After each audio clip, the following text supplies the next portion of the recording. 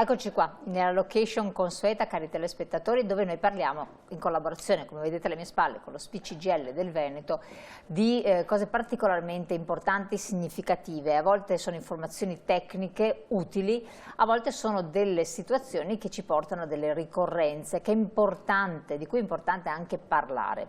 Nella fattispecie, se con me in studio c'è Rosanna Bettella, ben arrivata, ben ritrovata, parliamo di, adesso poiché è entrata più che mai attiva nel coordinamento, di donne, quindi l'occasione, la ricorrenza è quella dell'8 marzo, giornata internazionale della donna, e quindi, visto che lei è responsabile del coordinamento regionale delle donne dello SPCGL, ci aiuterà a fare un po' il punto di un percorso storico in base al quale si è arrivati a questo momento, però senza tanti trionfalismi, perché in realtà 2024 si pensava di arrivarci anche con un report di numeri di un certo tipo, invece ai noi è catastrofico, quindi più che una festa, più che una celebrazione, è una grande riflessione che bisogna fare con con le orecchie basse, perché certo, è triste veramente questo momento. Sì, se pensiamo che è più di un secolo che le donne, anzi vabbè, che in maniera, come dire, collettiva, diciamo che le donne stanno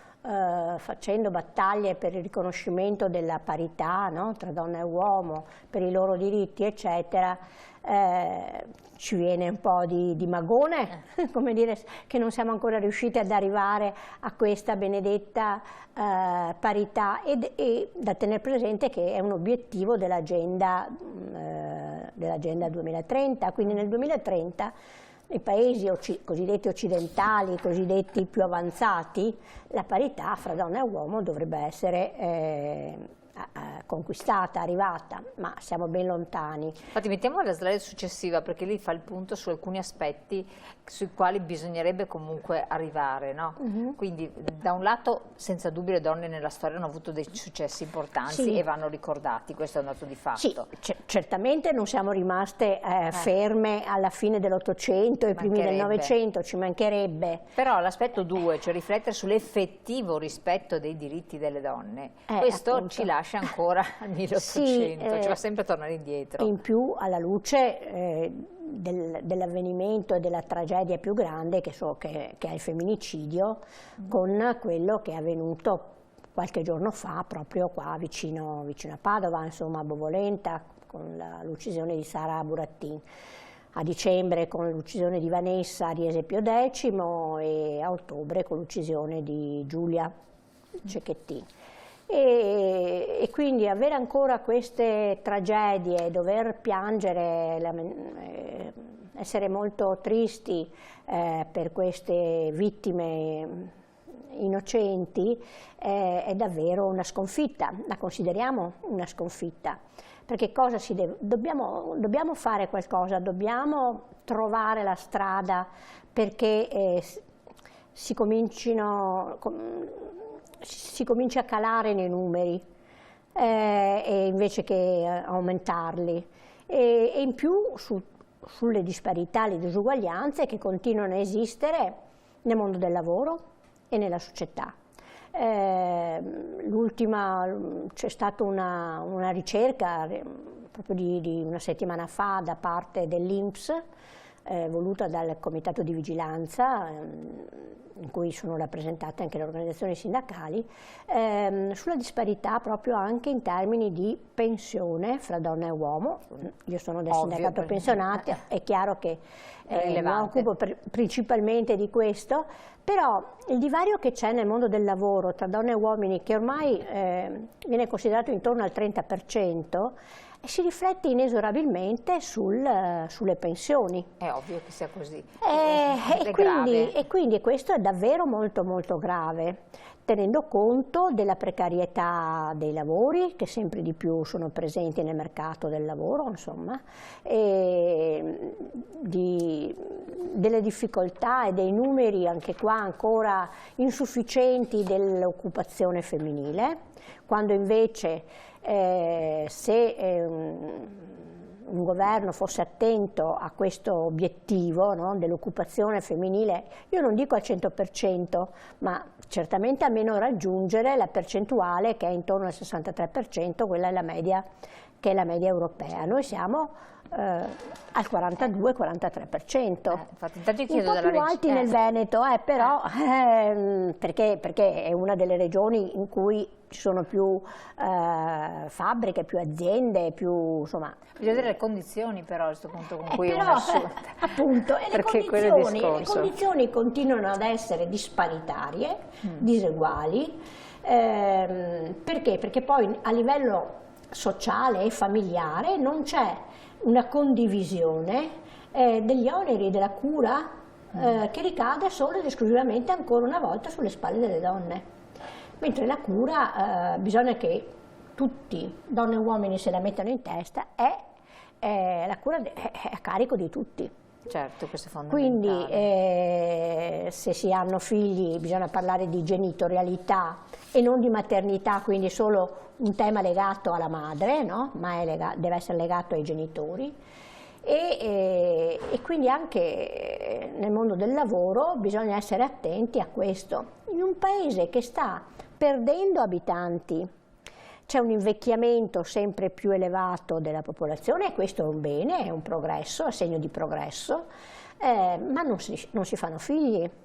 E non si fanno figli perché probabilmente non ci sono, uno dei motivi è che non ci sono le condizioni per una donna lavorare fuori casa, tenere bambino, quindi servizi non a misura di donne, di genitori che lavorano, perché bisogna cominciare proprio a vederla in questo modo, no? E non solo come un tema legato esclusivamente alla Forse donna. perché anche magari figli vuol dire sacrificio e una persona non è disposta a sacrificare tanto dopo che magari ci ha messo tanto tempo per conquistarlo, perché vede una posizione che può essere compromessa. Sì, anche però questo. Se io ho un servizio pubblico tipo l'asilo nido che mi chiude alle 4 del pomeriggio, io lavoro fino alle 19, 19:30, penso a tante commesse, no? Tutto il mondo dei servizi, lavoratrici che hanno un orario pieno, insomma, no? Com'è che allora subentrano i nonni, ma ripeto, anche qua anziani sempre più anziani, meno quindi anche maggior presenza di non autosufficienza, quindi il carico di cura a cui non riesce a far fronte lo Stato, purtroppo, ricade ancora una volta sulle famiglie, ma in particolar modo sulle donne. Certo. E quindi è quasi un cane che si morde la coda e che crea e fa aumentare le disuguaglianze invece che attenuarle, e invece che arrivare a quell'obiettivo che nel 2030 ci ha imposto. Io non lo so, manca, è domani, insomma, no, il 2030. Ma in Europa come vanno le cose? Beh, diciamo che noi siamo un po' fanalino di coda rispetto a questa cosa. Vuoi perché non ci sono politiche... È troppo solo un attimo, perché intanto vediamo la slide che parla... se voi telespettatori volete darci una letta per conto vostro, anche per curiosità, le origini della ricorrenza, magari noi non andiamo a soffermarci su questo, però sono sempre cose interessanti, culturali, sono cultura, per cui lasciamola pure lì e scorriamola fino a... ecco, diciamo che rispetto alla storia, alle origini della ricorrenza, io però quello che mi auguro è che non vada persa, che deve essere comunque difesa e mantenuta. Perché? Perché appunto ci ricorda intanto i sacrifici di tante donne, le lotte che hanno fatto tante donne, e le hanno fatte in condizioni assolutamente non paragonabili a quelle di adesso. Pensiamo ai primi del Novecento, pensiamo a una... è stata fatta un'assemblea durante un raduno di oltre 1300 donne all'Aia nel 1915, in piena, quando stava per scoppiare la guerra, ed erano provenienti da oltre 12 paesi, ma per ribadire i diritti delle donne e il no alla guerra. Quanto è attuale questo monito? Qui nel 1917, il 23 febbraio, 8 marzo nel calendario gregoriano, le donne in Russia protestano e scioperano per pane e pace. 4 giorni dopo lo zar si dimette e concede il diritto al voto alle donne. Sì, quindi quando le donne davvero si mettono insieme e combattono per un obiettivo comune, per un ideale comune, poi alla fine ce la fanno. Certo. Però il riconoscimento di questa giornata, anche questo è interessante da sottolineare, è ufficialmente riconosciuta dalle Nazioni Unite nel 1977 e viene proclamata, e anche questo è importante, come giornata per i diritti delle donne e la pace internazionale. Quindi questo connubio donne e pace dobbiamo sottolinearlo di più. Perché la guerra la fanno gli uomini, non la fanno le donne. I soldati sono... Sono mie, adesso dipende sì, dalla realtà. no, ma sono uomini. Comunque e quindi davvero questo connubio dobbiamo sottolinearlo e tenerlo sempre a mente. E non è un caso che poi c'è l'associazione Donne in Nero, ci sono le associazioni, tante associazioni femminili e femministe che si battono proprio per la pace. 8 marzo 2024, investire nelle donne, accelerare il progresso, e quindi l'unico modo per assicurarci economie prospere e giuste e un pianeta in salute per le future generazioni è investire, garantire i diritti sostanzialmente delle donne. Sì. Questo è importante. Poi nella slide successiva abbiamo tutte le locandine radunate. Sì, sono una piccolissima parte. tutte, alcune delle principali. Perché davvero, siccome i coordinamenti donne dello SPCGL sono in ogni territorio, sia a livello provinciale che a livello di lega.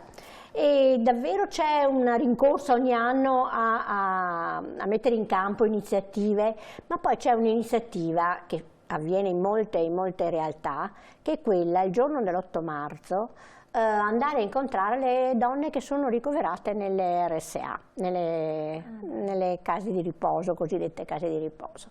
Uno scambio di doni, le primule, le mimose, ma anche raccontare storie,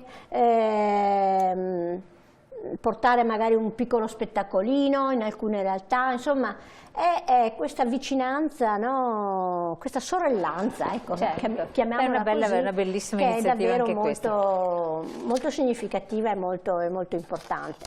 Bene, Rossana Bettelli, il tempo è volato, è importante che abbiamo ricordato questo momento con le sue tappe di crescita, si auspicava di crescita e di evoluzione, se non altro facciamo delle considerazioni e riflessioni, e ringraziamo il coordinamento delle donne a livello nazionale dello SPCGL, quello Veneto poi in modo particolare per tutte le iniziative. Vi auguriamo buon lavoro perché ce n'è da fare, e a voi naturalmente, cari telespettatori, lascio la pubblicità, buon proseguimento perché noi ci vediamo dopo per approfondire altre tematiche, tutte sempre molto interessanti.